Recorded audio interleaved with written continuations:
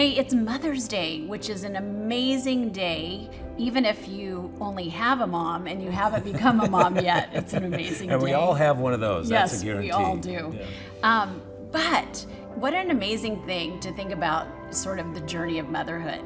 And there's a verse in Psalm 5, that if I were going to choose a verse to be my absolute life verse, this would be it, because it is sort of bedrock for me as a mom. And let me tell you, this verse is about prayer, and it's King David, and it's a daily morning prayer.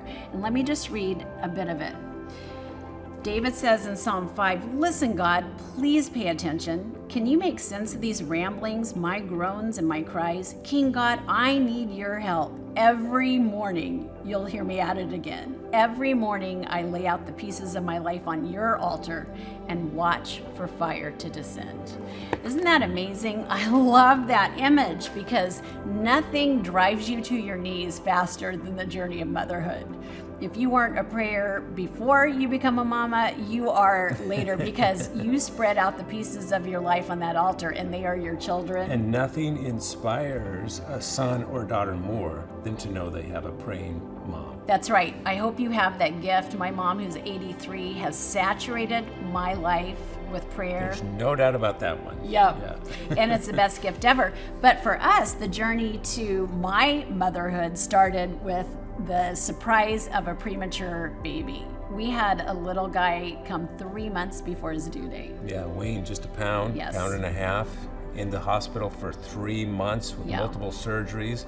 That was an experience. It was a crisis, and we prayed our way through it. And of course, God was so faithful. You don't know how things will turn out, but you know God is showing up with that movement, that sacred movement. You're spreading out the pieces of your life as a mom on the altar and waiting for that fire to descend in a sacred way.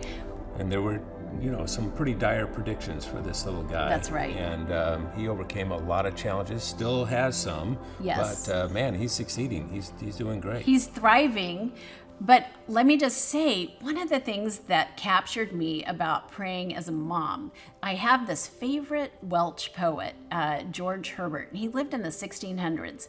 And in his poem about prayer, he talks about a concept called reversed thunder. Reversed thunder. What he's talking about is that when we whisper our quiet prayers before God, spread them out on that altar, they rise to heaven, and by the time they get there, he is so attentive to our prayers, he hears them like a crack of thunder in heaven. Wow. So my message to everyone on Mother's Day is thank your moms who have raised that thunderous storm for you in heaven, and lean in to God's provision and grace, that movement, that sacred movement as you spread out your children on your prayer altar.